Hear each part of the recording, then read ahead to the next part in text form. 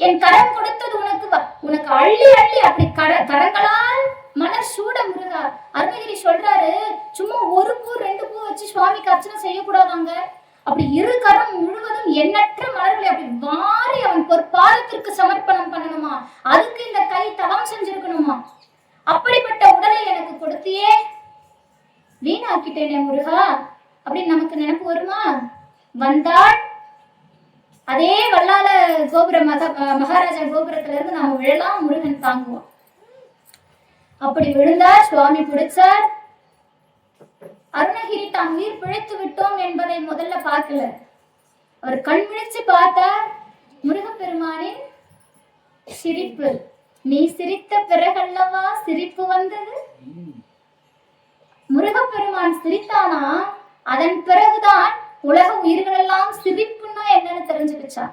சிரித்தறி கொளுத்தும் வடிவேலா அருணகிரி. சிரித்தறி கொளுத்தும் வடிவேலா. அவங்க அப்பா அதே போலதாங்க, அப்பனுக்கு தப்பாம பிறந்த பிள்ளை. அவங்க அப்பாவும் சிரித்தே முப்புறம் எரித்தவர். இவரும் அதே வழியில வந்தவர் தான்.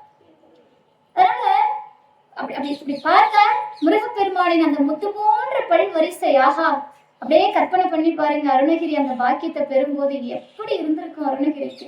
அந்த முத்து போன்ற பற்களை அவன் புன்னகைத்து நின்றானா, இவர் பார்த்தாராம். அருணகிரிய நிறுத்தினார் முருகர். முருகப்பெருமான் அருணகிரிக்கு அருள் செய்தார். அவரு அருணகிரி நாவிலே ஓம் எனும் பிரணவ மந்திரத்தை எழுதுறார். என்ன பாடுன்னு சொன்ன உடனே அருணகிரி பாடினாராங்க. அதை வச்சுக்கிட்டே அருணகிரிக்கு எதுவும் தெரியாதுன்னு சொல்லிடலாமா? என்ன பாடுன்னு சொல்லும் போது அருணகிரி சொன்னார், நாயேனுக்கு பாட தெரியாத. ஏன் சொன்னார்? பேரின்பம் கண்டபின் பேச்சு வருமா? இந்த உலகத்துல நாம பார்க்கிற எல்லா இன்பமும் சிற்றின்பம். அதால 10 பைசா பிரயோஜனம் கிடையாது. இன்னைக்கு இருக்கும், நாளைக்கு இருக்காது. ஒரு மனுஷன் பிறந்ததுல இருந்து எதையோ நோக்கி ஓடிக்கிட்டே இருக்கானே, அப்படி ஓடி ஓடி ஓடி அலைஞ்சு அலைஞ்சு அலைஞ்சு அவன் பெற்ற அனைத்து இன்பத்தையும் அவனால் திருப்தியா வச்சுட்டு இருக்க முடியுதா? ஒரு காலம் இல்லையே. ஆனால் ஒரு இன்பத்தை பெற்றுவிட்டால் நாம் முக்தி அடையலாம். அதுதான் அவனின் பேரின்பம்.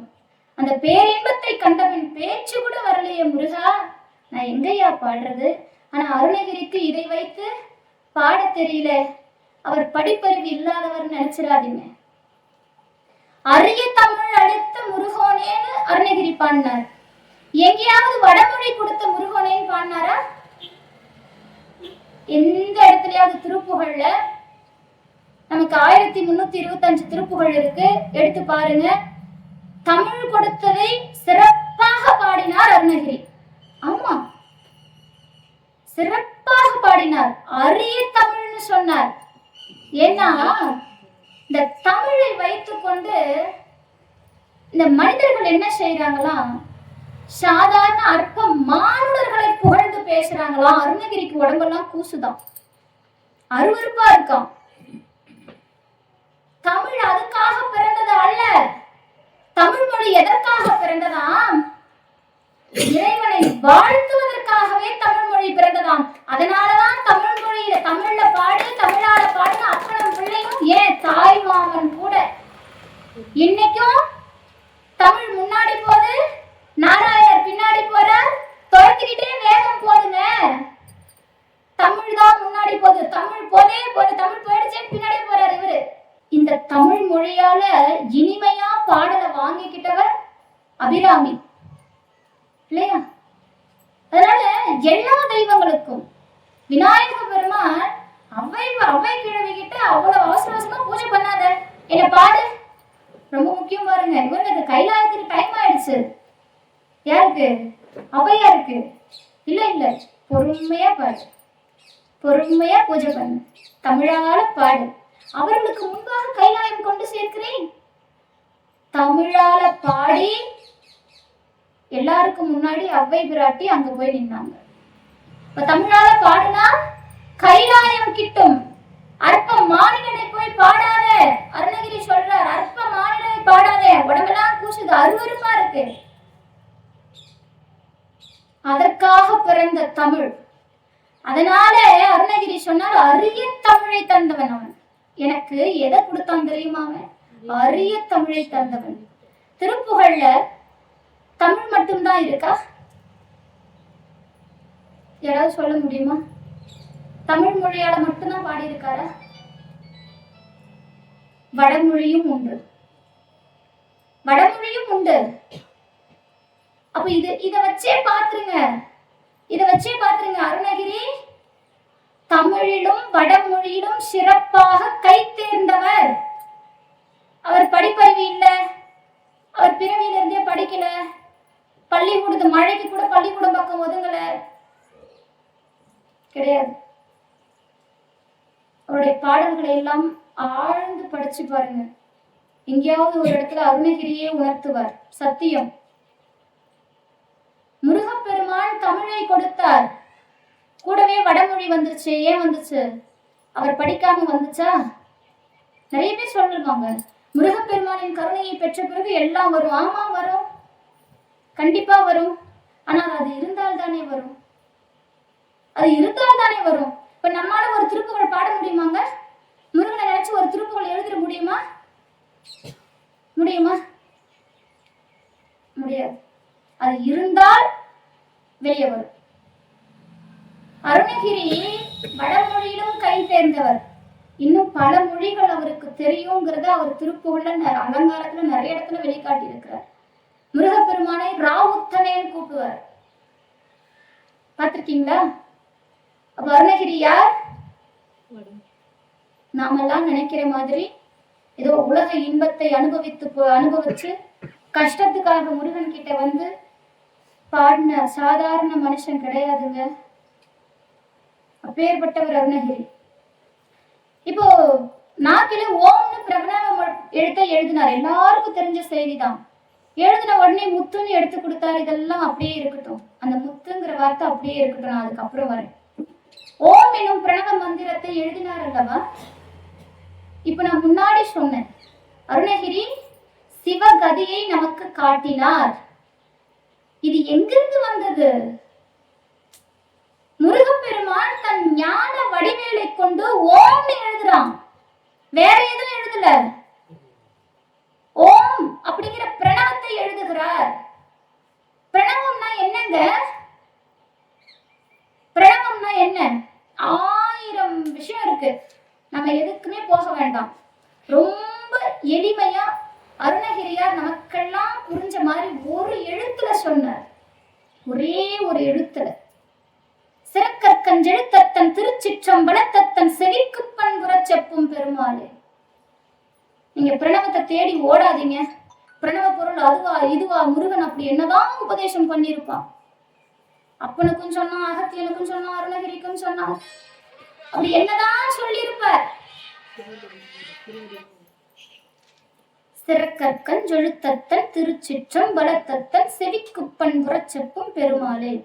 சிறப்பான 5 எழுத்து மந்திரத்தை திருச்சிற்றம்பலம் அம்பலவாணனுக்கு பண்போடு அன்பாக எடுத்துரைத்தானாம் எம் குருநாதன். சொல்றார், அருணகிரி சொல்றார், இந்த 5 எழுத்து மந்திரமே பிரணவம் தார் அருணகிரி. இதை விட பிரணவத்திற்கு பொருள் யாராலே சொல்ல முடியாது. 5 எழுத்து மந்திரமே பிரணவம். இது எங்கிருந்து வந்தது? முருகப்பெருமான் ஓம் எனும் பிரணவ மந்திரத்தை அருணகிரி நாவிலே எழுதினார். அதற்கு அர்த்தம் என்ன? அருணகிரி, உலகம் உய்ய திருப்புகழ் பாடு. உலகம் எப்படி உய்வு பெறும்? சிவகதியை அடைந்தால் உய்வு பெறும். வேற ஏதாலையும் உய்வு பெறாது. வேற எந்த கதியும் நம்மை உய்வுபடுத்தாது. சிவகதி அடைவது ஒன்றே உய்வு பெறும். சிவத்தை அடைவது ஒன்றே அனைத்திற்கும் வழி. அதுல ரொம்ப எளிமையான வழி எதுனா பஞ்சாட்சர மந்திரம். அந்த மந்திரத்தின் உட்பொருளைத்தான் அருணகிரி சொல்றார், முருகப்பெருமான் உபதேசமாக கொடுத்தார் அப்படின்னு. இந்த பாடலை பாத்தீங்கன்னா கொஞ்சம் வேகமா பாடினீங்கன்னா நாக்கு சுழன்றோம். பெருக்கச்சம் சலித்துக்கண் தளச்சுப்பும் தியச்சுப்பின் பிழைப்பற்றும் குறைப்புற்றும் பொதுமாறு பிரியவட்டங்களை தித்தம் கலைக்குள் தங்கிடப்பற்றும் பிடித்து தன் தனத்தை தன் தனையாது. கொஞ்சம் வேகமா சொல்லி பாருங்க. நாக்கு சுழற்றிடும். இப்படிப்பட்ட அருணகிரியா கேவலம் இச்சை எனும் வாழ்வை பெருவாழ்வாக ஏற்பவர் கிடையாதுங்க. அப்போ அருணகிரியார் மூலமாக முருகப்பெருமான் நமக்கெல்லாம் சொன்ன செய்தி, சிவகதியை அடைவதற்கு ஓர் வழி உண்டெனில் அது முருகப்பெருமான் திருவடி என்றார். அந்த திருவடியே மொத்த திருப்புகழ். திருப்புகழ ஒவ்வொரு வார்த்தையும் ஒவ்வொரு வரியும் மொத்தம் முருகப்பெருமானுடைய திருவடிதான். முருகப்பெருமானுடைய திருவடிதான். அதனாலதான் திருப்புகழை பாடினா அவன் திருவடியை அடைந்து விடலாம். நீங்க பாருங்க, திருப்புகழ் முழுக்க அருணகிரிநாதர் திருவடி கேட்டுதான் பாடியிருப்பார். பெரும்பாலும் அவன் திருவடிக்காக தான் இயங்கி இருப்பார். இந்த திருவடியே சிவகதிங்கிறார். ஒரு பாடல்ல சொல்லுவார், பத்தியால் யானுனை பலகாலம் பற்றியே மாதிரு புகழ் பாடி முத்தனாம் ஆரணை பெருவாழ்வின் முக்தியே சேர்வதற்கு அருள்வாயே. முக்தி அருள்வாயே. அவன் திருவடி நமக்கு முக்தி கொடுக்கும். அந்த சிவகதியை சொன்னவர் அருணகிரி. மருவிய பரமஞான சிவகதி பெருக நீருங்கிறார். நீருன்னா திருநீரு. திருநீரு. எல்லாரும் தூங்குறீங்களா? நான் கேள்வி கேட்கறதுக்கு காரணமே தூங்கிடக்கூடாது. ஏன்னா சாப்பாடு நான் கரெக்டா மதிய நேரம். கேள்வி கேட்க காரணமே எல்லாரும் கொஞ்சம் தூங்கிட்டு இருந்தா கூட எழுந்துடணுங்கிறதுக்காக தான். மருவிய பரம ஞான சிவகதி பெருக நீரு வடிவுரு அருளி பாதம் அருள்வாயே. திருநீரு கொடுத்து உன் திருவடியை கொடு. எதற்காக? பரம ஞான சிவகதி அடையறதுக்காக. அப்ப அருணகிரி எதை பாடினார்? சிவகதியை பாடினார், சிவத்தை பாடினார். அவர் கேட்டு பெறுவது அனைத்தும் சிவகதிதான். சிவகதிதான். இந்த சிவகதியை அடைவதற்கு ஒரு எளிய வழி அவன் திருவடி. அப்படி இந்த சிவகதியை பெற்றுவிட்டால் என்ன நடக்குங்கிறது அருணகிரி சொல்றார். நம்ம எல்லாரும் சொல்லுவோம், நீலச்சிகண்டில் ஏறுகிறான் எந்த நேரத்திலும் கோலப்புறத்தியுடன் வருவான். யாருக்கு? இதோட நிறுத்திடக்கூடாது. நம்ம எல்லாரும் இதோட நிறுத்திக்கிறோம். நீலச்சிகண்டில் ஏறுகிறான் எந்த நேரத்திலும் கோலப்புறத்தியுடன் வருவான். யாருக்கு? குருநாதன் சொன்ன சீலத்தை மெல்ல தெளிந்தறிவார் சிவயோகிகளே காலத்தை வென்றிருப்பார்.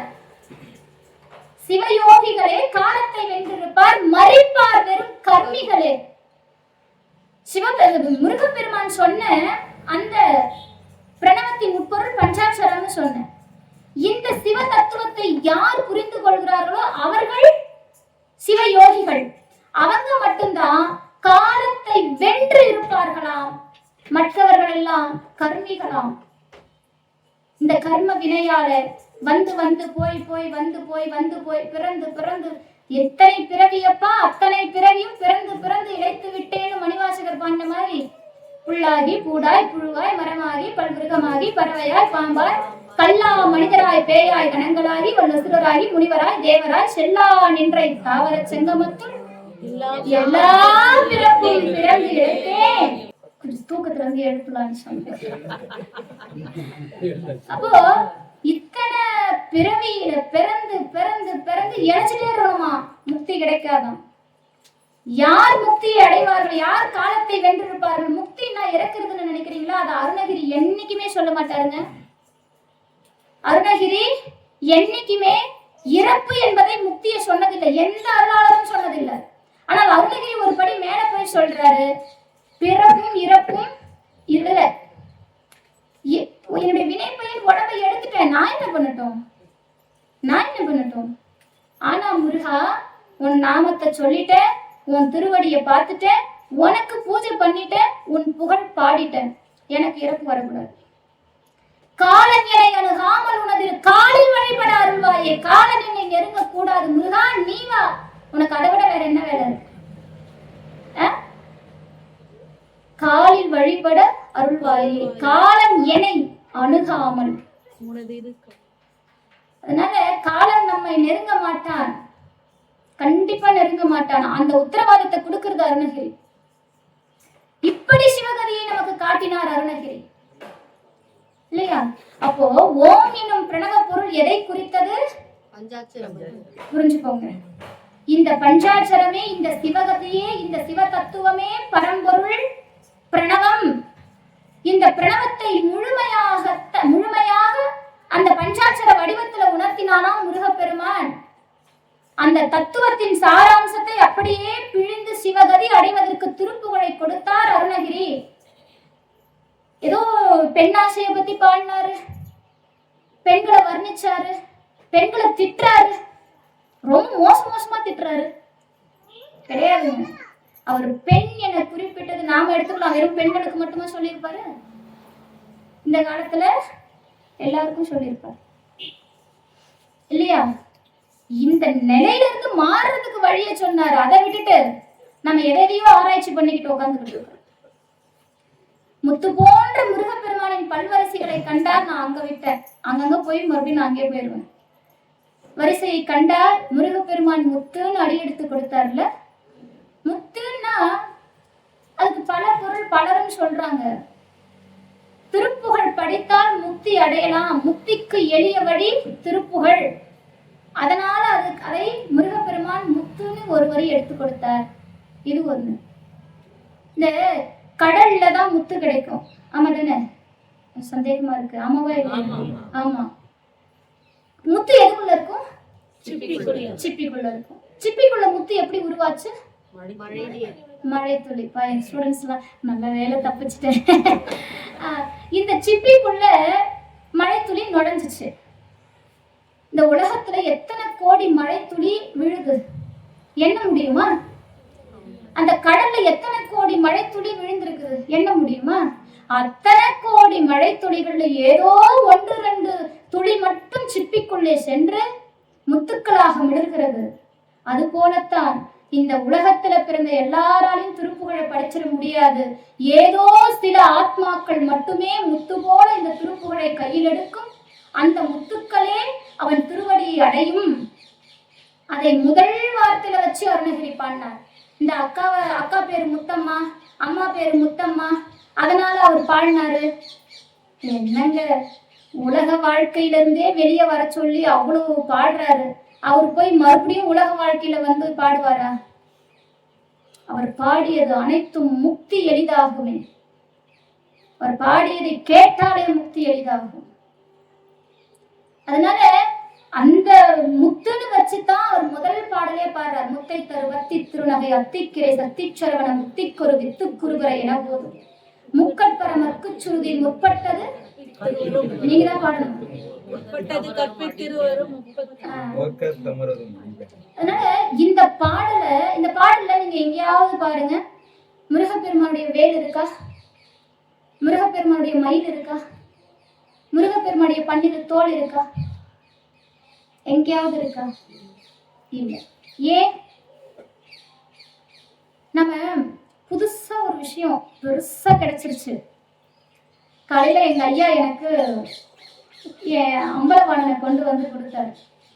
அவர் முறையா எப்படி தூக்கணும் அப்படின்னு தெரிஞ்சு தூக்கணும்ல, அப்படியே என் குழந்தைய கட்டி அணைச்ச மாதிரி அணைச்சுக்கிட்டேன். ஏன்னா அவன் மீது கொண்ட காதல் அப்படி பண்ண வச்சது. அருணகிரிக்கு முருகப்பெருமான் அருள் செய்தார், முத்துன்னு பாடியான்னு எடுத்து கொடுத்தார். கடகட கடகட கடகட பாட்டார் அவரு. இதை வைக்கணும், அதை வைக்கணும், அதை பாடணும், இதை பாடணும், பாடிட்டாருங்க. அந்த உணர்ச்சி இருக்கு பாருங்க, அது வேகம். அந்த வேகம். ஐயா திருப்புகழ் பாட ஆரம்பிக்கும் போது அப்படி மெதுவா மெதுவா மெதுவா வந்தார். ஒரு கட்டத்துக்கு மேல அவரால கண்ட்ரோல் பண்ண முடியல. அந்த திருப்புகழ் வெளியே வந்த வேகம் முருகப்பெருமான் அப்படியே நடனம் ஆடுற மாதிரி இருந்தது. யாருக்கு தெரியும், வந்து நடனம் கூட ஆடி இருக்கலாம். யாருக்கு தெரியும், இந்த கூட்டத்துல ஒருத்தனா அவன் அமர்ந்து இருக்கலாம். அதனால அந்த வேகத்துல அருணகிரி பாடினார். இப்போ அந்த உணர்ச்சியையும் அந்த அந்த அந்த காதலையும் கட்டுப்படுத்த முடியல. ஒரு ஒரு ஒரு உச்சகட்ட அருளாளருடைய சிறப்பு என்ன தெரியுமா? இறைவன் மீது கொண்ட காதலால் வரும் அருளுக்கு கூட ஆசைப்படக்கூடாது. இறைவன் மீது கொண்ட காதல் வெளிப்படுமே தவிர அவன் கிட்ட இருந்து வர அருளுக்கு கூட ஆசைப்படக்கூடாது. உணர்ச்சி பொங்க பாடிட்டாரு, அவன் அருளை வேண்டிதான் பாடினார். அருணகிரி அவரை இன்னும் மெருகேற்ற ஆசைப்பட்டார். முருகப்பெருமான் திருக்கரம் பட்ட போதே அவருடைய உடலில் ஏற்பட்ட நோய் தீர்ந்து விட்டதே. இதோ இவர் பாடியும் பாடிட்டாரு, இதுக்கு மேலேயும் அவர் தவம் செய்ய வேண்டுமா? வேண்டும். சிவத்தை அடைய தவத்தை செய்தாக வேண்டும். சிவம் தாமாக வந்து கிடைக்காது, தவம் செய்ய வேண்டும். அது எப்படிப்பட்ட தவமாக வேண்டுமானாலும் இருக்கலாம். அப்படி தவம் செய்ய வேண்டும். 12 ஆண்டு காலம் தவம் செய்தார் அருணகிரி. எந்த வார்த்தையை ஏற்று? சும்மா இரு. சும்மா இருயா, சும்மா இருக்க முடியுமா நம்மால? நம்ம எல்லாரும் இங்கதான் இருக்கோம். உங்க கண்ணு எல்லாம் என்னதானே பார்க்குது? உண்மையா சொல்லுங்க, உங்க மனசுல நான் இருக்கேனா? இல்லதானே? நமக்குள்ள இருந்து நமக்கு எதிராக செய்யக்கூடிய 5 திருடர்கள் இருக்காங்க நமக்குள்ள. நமக்குள்ள இருந்து நமக்கு எதிராக செயல்படக்கூடிய வஞ்சகர்கள் நம்முள்ளே இருக்கிறார்கள். அந்த வஞ்சகர்கள் ஒரு காலம் நம்மை நிலையாக இருக்க விட மாட்டாங்க. அதனால அருணகிரியினுடைய தவ வலிமையை மேம்படுத்த எண்ணினார் முருகப்பெருமான். சும்மா இருன்னு சொன்னார். அருணகிரி கெட்டியா புடிச்சிட்டார் அந்த மந்திரத்தை. நான் கேட்கிறேன், வெறும் இச்சையின் மீதே மனம் செலுத்திய அருணகிரிக்கு சும்மா இருன்னு சொன்ன உடனே, சும்மா இரு சொல்லறேன்னு சொன்ன உடனே எப்படிங்க அவ்வளவு பெரிய உபதேசம் புரிஞ்சது? அது எப்பேற்பட்ட உபதேசம் தெரியுமா? பிரம்மதேவருடைய புதல்வர், மானசீக புதல்வர்கள், சனகாதி முனிவர்கள், அவர்களுக்கு தெரியாத விஷயமே கிடையாது. ஆளுதான் குட்டி குட்டியா இருப்பாங்க அவங்க 4 பேரும். ஆனா எல்லா வேதங்களையும் கடந்து எல்லா வேதத்தையும் படிச்சவங்க. அவங்களுக்கு தெரியாத விஷயமே இல்லை. நிறைய படிச்சதால குழப்பம் வந்துச்சு. நமக்கு 2 திருப்புகள் என் கிளாஸ்ல நிறைய ஸ்டூடெண்ட்ஸ் சொல்லியிருப்பாங்க, அம்மா இந்த திருப்புகள்ல வருது, அந்த திருப்புகள்லயும் வருதுமா, இதுலயும் அருள்வாயினது, அதுலயும் அருள்வாயே, இதுல அது, அதுல இது, மாத்தி மாத்தி போட்டுடுறேம்மா, எங்கேயோ என்னத்தையோ ஒண்ணு போடுங்க, ஆனா பாடுங்கன்றேன் நான். அந்த மாதிரி இவங்க நிறைய படிச்சாங்க, மனம் அமைதி பெறல. பிரம்மதேவர் கிட்ட போனாங்க அவங்க தந்தை, அப்பா நிறைய படிச்சுட்டேனப்பா, வேதமெல்லாம் கற்றுவிட்டோம், மனம் நிம்மதி அடையவில்லை. அப்படியா சாமி? நானே அப்படிதான் இருக்கேன். பிரம்மதேவர் சொல்றார், நானே அது இல்லாம தான் இருக்கேன். சரி, இதுக்கு என்ன வழி? வா எங்க அப்பா போய் கிட்ட கேட்கலாம். எங்க அப்பா கிட்ட போய் கேட்கலாம். பிரம்மதேவருக்கு அப்பா யாருங்க?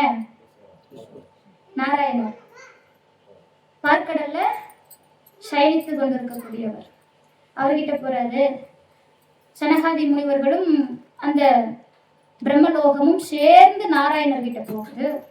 நாராயணர் சொல்றாரு, சதா நான் ஒருவனை தியானித்துக் கொண்டிருக்கிறேன். அந்த பரம்பொருள் என்னிலிருந்து எனக்கு அருள் செய்து கொண்டிருக்கிறது. அந்த பரம்பொருளிடம் செல்வோம், உங்களுடைய மன நிம்மதி உங்களுக்கு கிடைக்கும். வாங்க போவோம். எல்லாரும் சேர்ந்தே போவோம். எல்லாரும் போறாங்க. இப்ப வந்து சனகாதி முனிவர்களுக்கு என்ன சந்தேகம் கேட்கிறாங்க. கேட்டுட்டு வந்த வேலை முடிஞ்சிச்சு, அவங்க எல்லாம் போயிட்டாங்க. உபதேசம் யாருக்கு? உபதேசம் யாருக்கு? சனகாதி முனிவர்களுக்கு. வந்தவங்க எல்லாருமே நின்று உபதேசம் கேட்டிருக்கலாமே, முடியாது. சுவாமி அவ்வளவு எளிமையாக எல்லாருக்கும் உபதேசம் தருவதில்லை. மாலுக்கும் மயனுக்கும் வானவர்க்கும் எட்டாத திருவடி நமக்கெல்லாம் எட்டி விட்டதே. சனகாதி முனிவர்கள் கேட்கிறாங்க, சுவாமி மனம் ஒரு நிலையா இல்ல, மனம் அமைதி பெற வேண்டும், என்ன செய்யறது?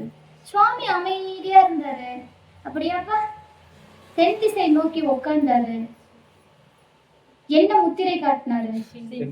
சின்முத்திரை. சின்முத்திரை காட்டி எதுவும் சொல்லலைங்க, சின்முத்திரை காட்டி உட்கார்ந்துட்டாருங்க. சனகாதி முனிவர்களுக்கு புரிந்து விட்டது, அதுதான் உபதேசம். அதுதான் உபதேசம். உன்னை முழுமையாக அவனிடத்துல ஒப்படைச்சிரு. ஆணவம், கண்மம், மாயைங்கிற 3 மலங்கள் உன்னை விட்டு வெளியேறிடும். இதுதான் உபதேசம். மௌன உபதேசம்னு பேர் இதுக்கு. இந்த மௌன உபதேசத்தை தென் திசை நோக்கி அமர்ந்து சனகாதி முனிவர்களுக்கு சிவபெருமான் கொடுத்தது தட்சிணாமூர்த்தியாக. அதே மௌன உபதேசத்தை அருணகிரி பெற்றிருக்கிறார் என்றால் அருணகிரியாருடைய புகழ் எதுன்னு பாருங்க. அதே மௌன உபதேசத்தை முருகப்பெருமான் அருணகிரியாருக்கு கொடுத்தார். சும்மா இரு சொல்லற வார்த்தையை கேட்ட உடனே அருணகிரிக்கு புரிஞ்சிச்சு. நம்ம கிட்ட வந்து இப்ப நீங்க யாராவது அம்மா நான் ஏதாவது செய்யணுமா, சும்மா இரு சொல்லற அப்படின்னு சொன்னா என்ன இந்த பொண்ணுக்கு பைத்தியம் பிடிச்சிருக்குது, ஏதாவது வேலை இருக்கா செய்யலாம்னு கேட்டா சும்மா இருன்னு சொல்லுது, கேட்போமா இல்லையா? அப்ப நமக்கு அந்த உபதேசத்தினுடைய பொருள் புரிஞ்சிருமா? புரியல. நான் கூட ரொம்ப நாளா தேடிக்கிட்டு இருக்கிறேன். உண்மைங்க, நான் ரொம்ப நாளா தேடிக்கிட்டு இருக்கிறேன் மௌன உபதேசத்தின் பொருள் என்னன்னு. கிடைக்கல. ஏன் கிடைக்கல? இன்னும் நாம இந்த 5 புலன்களை நமக்குள்ள கட்டுப்படுத்தல. அப்போ அருணகிரி 12 ஆண்டுகாலம் அந்த வார்த்தையை கேட்டு 12 ஆண்டுகாலம் அப்படியே அமர்ந்தார், தியானத்தில் அமர்ந்தார். 12 ஆண்டு காலம் முடிந்தது. 12 ஆண்டு காலம் முடிந்தது. ஏன் 12 வருஷம் இருந்தார் தெரியுமா? நம்முடைய உடல்ல இந்த செல்கள்னு ஒண்ணு இருக்கு. இந்த செல்கள் எல்லாம் அழிந்து புதிய செல் உருவாவதற்கு 12 ஆண்டு காலம் தேவைப்படுகிறது. அருணகிரி 12 ஆண்டு காலம் அந்த யோகத்துல அமர்ந்தார், தவத்துல அமர்ந்தார். செல்கள் அனைத்தும் அழிந்து புதிய செல் உருவானது.